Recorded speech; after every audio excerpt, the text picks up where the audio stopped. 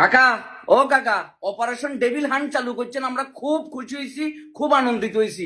এখন কষ্ট করি একখানা সিন্ডিকেট হান্ট চালু করেন, কালোবাজারি হান্ট চালু করেন, দুর্নীতিবাজ হান্ট চালু করেন। কারণ কয়দিন পরেই কিন্তু রমজান মাস আসতেছে।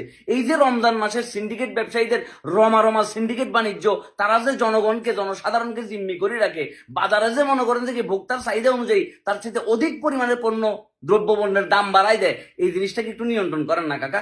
দুর্নীতিবাজ, চোর, বাটপার যারা হচ্ছে অতিরিক্ত মুনাফা, তারপর মনে করছে অতিরিক্ত পর্যায়ে তারা মাল যারা কি আপনার রিজার্ভ করে রাখে, তাদেরকে কাকা কষ্ট করে একটু ধরেন না।